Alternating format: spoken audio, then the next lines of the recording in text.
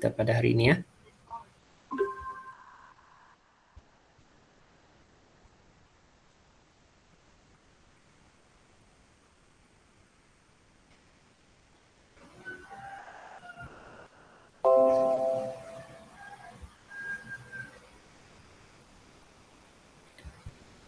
Okey, boleh nampak slide saya? Boleh ke? Boleh. Boleh, cikgu.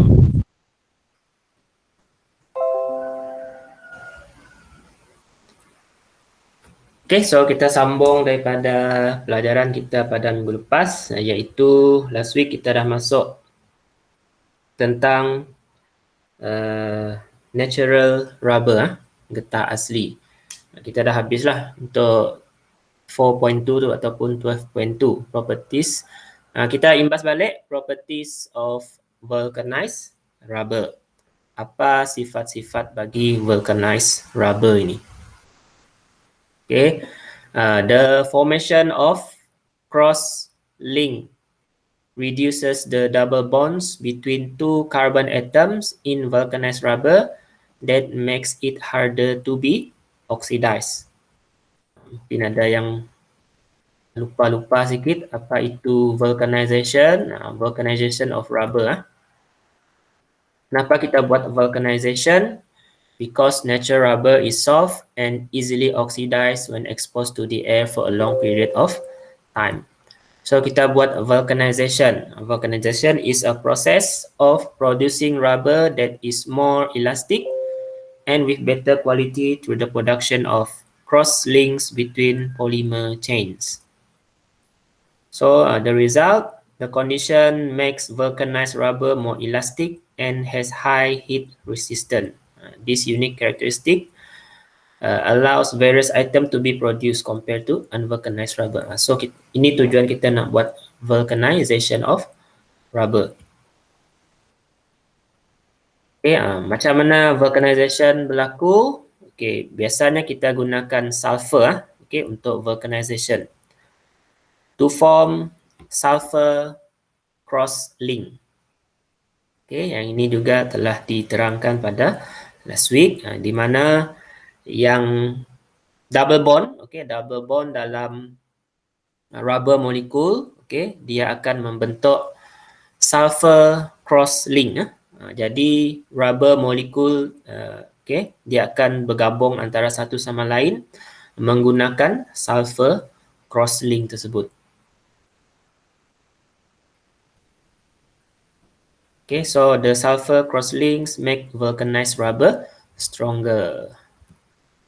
Okay, ini eksperimen. Okay, alternative vulcanization methods, ini juga dah diterangkan last week. Selain daripada sulfur, kita juga ada methods yang lain iaitu peroxide, iridation and metal oxide. Kenapa kita perlu ada alternative vulcanization methods ni?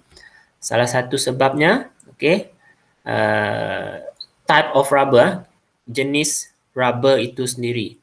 Okay, because kalau kita guna synthetic rubber ni dia tidak ada mengandungi double bond between carbon atom. Sedangkan vulcanization menggunakan sulfur ni, dia perlu ada double bond dalam rubber molekul tersebut. Kalau synthetic rubber tidak ada double bond. So, kalau tak ada double bond, dia tak dapat buat sulfur cross link. So, kita kena cari, diadakan vulcanization methods yang lain lah. Okay. So, bila kita guna kaedah vulcanization yang lain ni, salah satu advantage dia ialah vulcanized rubber produced is free from sulfur and more environmentally friendly. Dia bebas daripada sulfur dan lebih mesra alam. Okay, sebab sulfur ni bila dia oxidize and dia boleh dilute dalam air, okay, membentuk acid.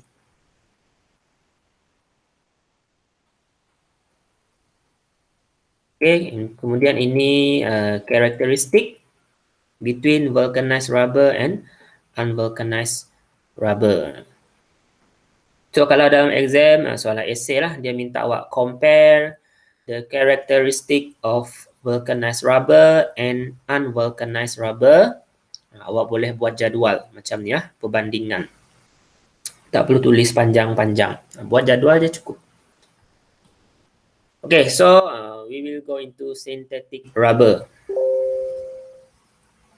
What is synthetic rubber?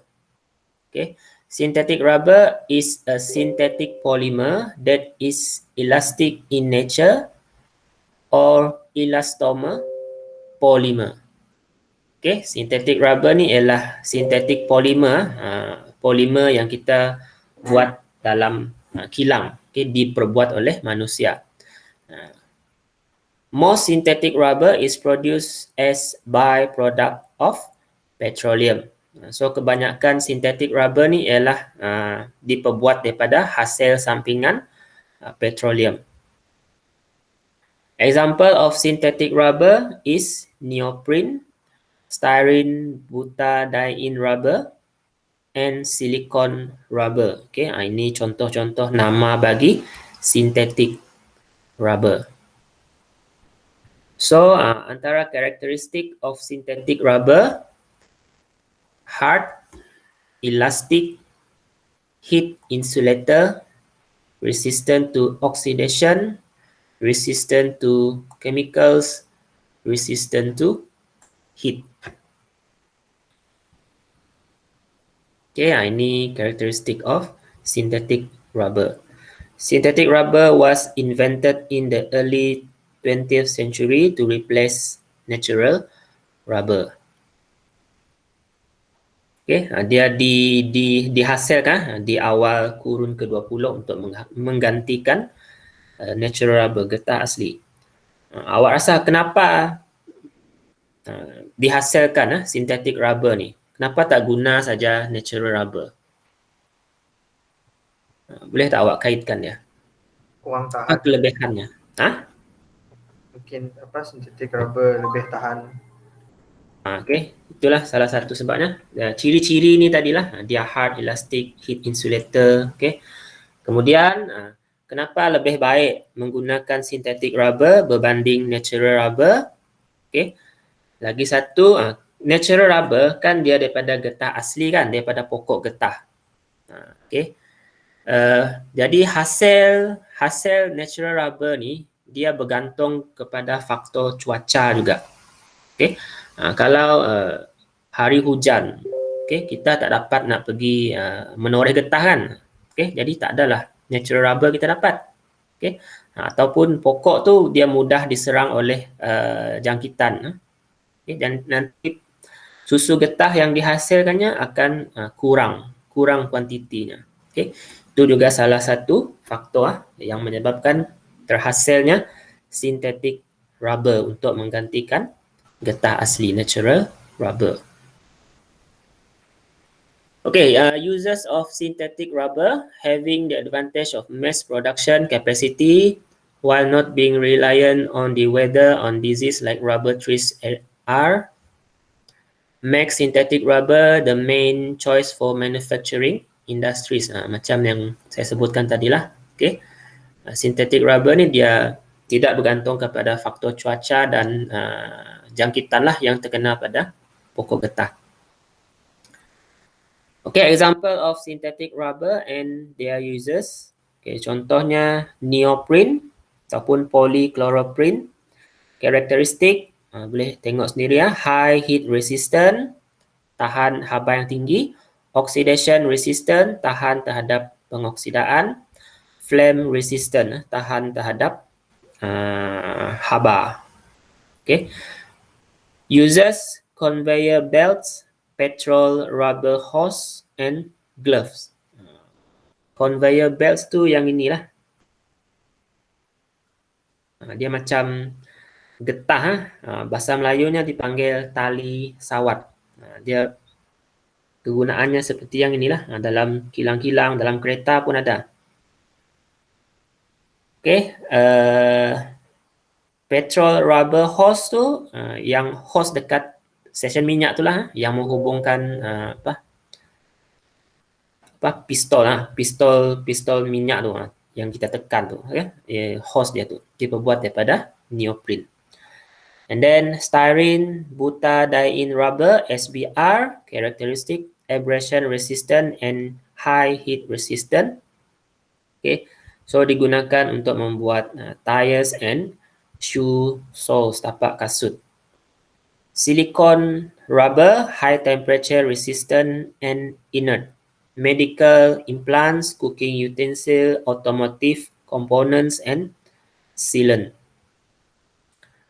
Thiokol, characteristic oil and solvent resistant, uses as sealant, sebagai sealant. Nitrile rubber, karakteristik sama seperti thiokol, iaitu oil and solvent resistant, digunakan untuk buat gloves. Okay. So, kenapa pentinglah glove ni? Dia mesti oil and solvent resistant. Dia, kalau bayangkan kalau kita pakai glove, okay, kita buat eksperimen bahan kimia. Okay. Kalau glove tu mudah nak bertindak balas dengan bahan kimia, nanti dia akan mencederakan tangan dan kulit kita lah. Okay, so dia mesti solvent resistant. Dia tidak mudah melarut lah dengan bahan pelarut yang lain.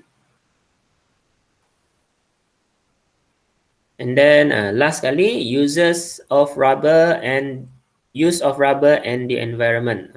Okay, apa kesan rubber terhadap alam?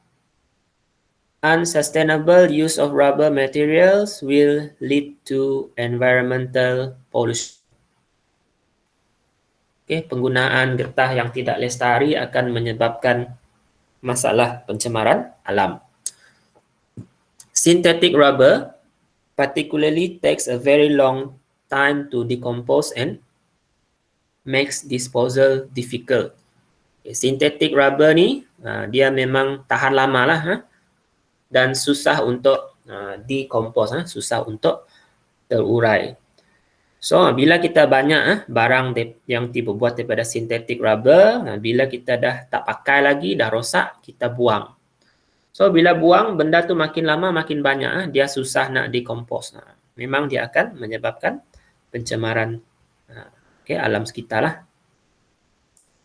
Vehicle tires are among the products of synthetic rubber that need to be disposed of in large quantities. Okay, tayar kenderaan.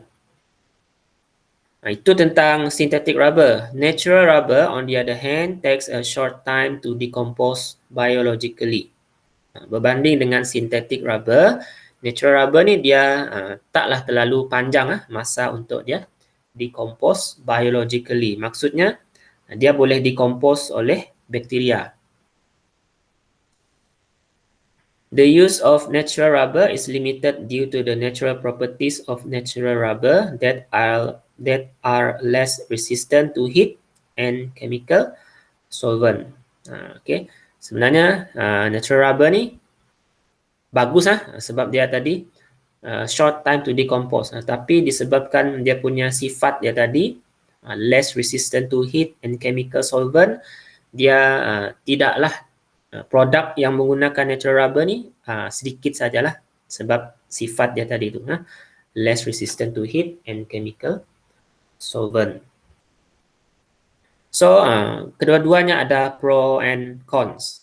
Okay, ada kelebihan dan kekurangan masing-masing. So apa cara kita untuk mengurangkan kesan penggunaan rubber ni, terutama synthetic rubber terhadap environment? Reuse the tires as garden decoration. Ni biasalah kita buat. Tayar tu kita jadikan sebagai bahan hiasan. Reuse the tire tread into roof tile. Ini jarang kita dengar. Okay, tapi dia ada digunakan. Bunga tayar tu mereka ambil, okay, boleh digunakan untuk buat jubin atap tu. Okay, dia kan sintetik, dia tidak mudah decompose. Hujan kah, panas kah, dia tetap boleh bertahan dengan agak lama.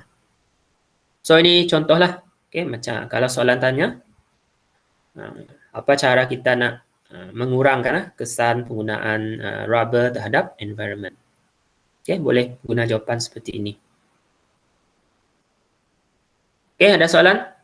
Ini saja tentang synthetic rubber.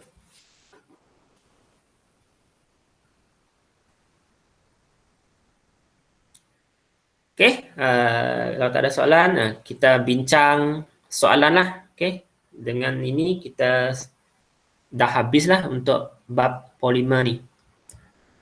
Okey, question ni saya ambil daripada buku teks saja, kita bincang. Classify the following substances into coagulant and anticoagulant for latex. Kelaskan kepada coagulant and anticoagulant. Bahan yang menyebabkan coagulation and bahan yang mengelakkan coagulation of latex. So jawapan coagulant, formic acid, formaldehyde and vinegar. Semua ni ialah acidic. Okay, dia akan menyebabkan latex to coagulate. Anticoagulant, ammonia solution and barium hydroxide solution. Ini alkaline. Okay, dia ada hydroxide ion which will neutralize negatively charged membrane protein on rubber particles. Explain why latex that coagulate naturally takes a longer time compared to a coagulant is added. Okay. Kenapa ambil masa yang lama untuk latex itu coagulate secara semula jadi berbanding dengan bila kita tambah coagulant. Okay, because the amount of lactic acid produced by bacteria is small.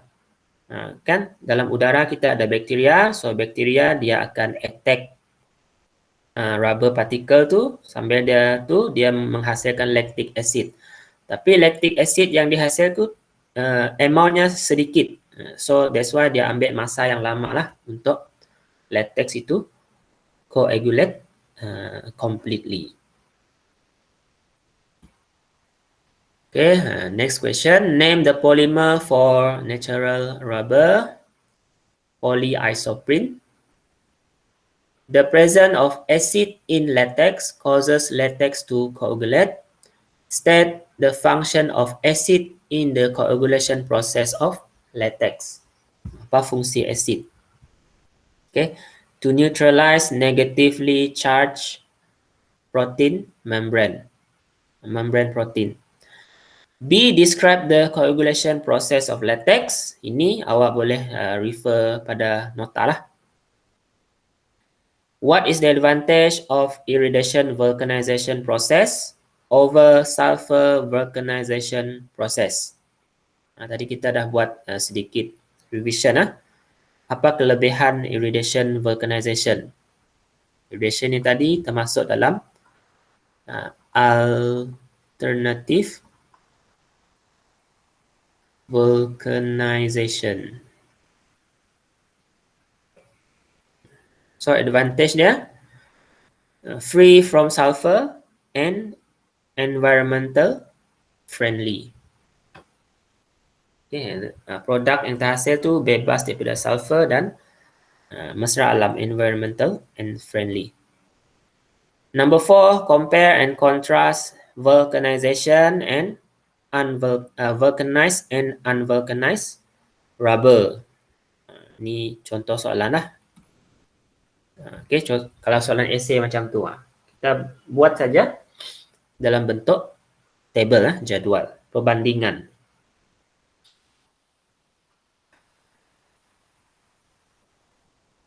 Okay, number 3, yang ini, synthetic rubber lasts longer and is difficult to decompose naturally.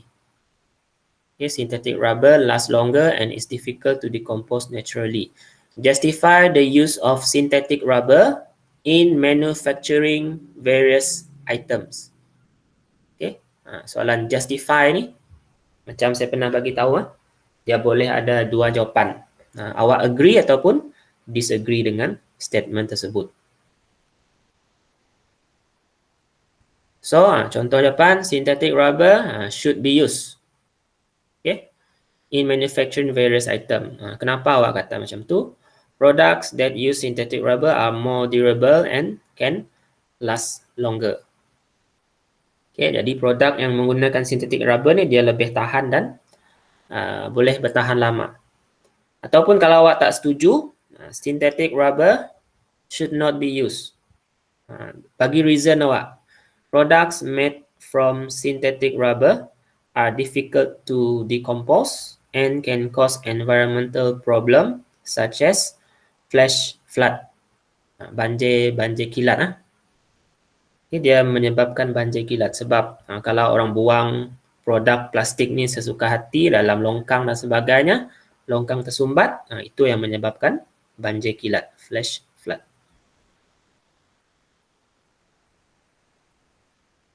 Okey, ini achievement test dalam textbook juga.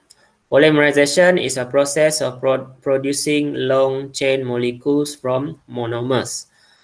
A. Draw the monomers for polyvinyl chloride. Okey, jawapan ni ada dalam nota lah ataupun buku teks. Okey, yang ini.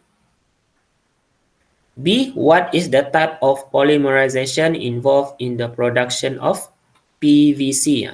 Type of polymerization kita ada dua, iaitu addition, polymerization, and condensation. So, untuk PVC ni jawapannya ialah addition polymerization. Because addition polymerization ni dia involve double bond, okay, dalam monomer tersebut. C. The table below shows the information about polyethylene and its monomer, substance, ethene and polyethylene, physical state at room temperature, ethene, gas, polyethylene, solid. State the use of polyethylene. Okay. Plastic bag, plastic bottle. Explain the difference between physical state of ethene and polyethylene. Okay, ada gambar otak dekat situ. Maksudnya dia jawapannya tak ada dalam ni lah. Dia ada bab yang kita dah belajar sebelum ni. Okay, so apa penerangannya, explanation dia? Okay, ethene exists as small molecule. Ethene ni dia molekul yang kecil. This is ethene. Okay, the attraction force between ethene molecule is weak. Thus, low heat energy is needed to overcome the attraction force. Okay, so between ethene molecule ni dia kecil kan, so daya tarikan antara molekul dia lemah. Bila lemah, kita tak perlukan tenaga haba yang tinggi untuk mengatasi daya tarikan tersebut. That's why at room temperature, ethene exists as gas. Polyethylene pula, poly ni kan kita dah belajar polimer. Poly ni bermaksud dia dah jadi satu molekul yang sangat besar. Dia dah bergabung. Okay, jadi sangat besar. So bila besar, the attraction force between polyethylene molecules is strong. Okay, daya tarikan between polymer polyethylene tu sangat kuat. Bila kuat, kita perlukan high heat energy is needed to overcome the attraction force. So at room temperature, polyethylene exists as solid. Kalau awak nak tukar dia jadi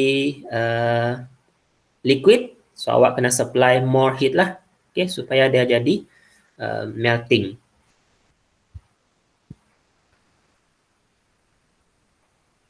Okay, ada soalan? Nak tanya tentang bab ini? Sudah ego, faham. Faham? Okay, seorang je. Yang lain saya rasa faham jugalah. Faham cikgu. Boleh cikgu. Boleh Okay. Saya Okey, akan cikgu. beri respon. So, dengan ini kita tamatlah, okay? Chapter 12 natural, chapter 12 polymer. So kita tinggal satu chapter lagi, which is chapter 13.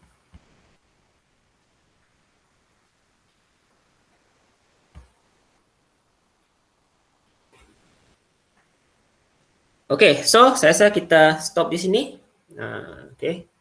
Hari ni hari Jumaat juga, so kita nak pergi yang lelaki lah, nak pergi solat Jumaat dan sebagainya. Itu saja untuk hari ni. Kita jumpa lagi next week. Bab yang baharu. Okay, new chapter. So, thank you everyone. Okay. Assalamualaikum warahmatullahi Thank you, wabarakatuh. sir. Thank you, sir. Waalaikumsalam warahmatullahi wabarakatuh. Thank you, sir. Thank you, sir. Thank you, sir. Okay. Okay, sir. Thank you, sir.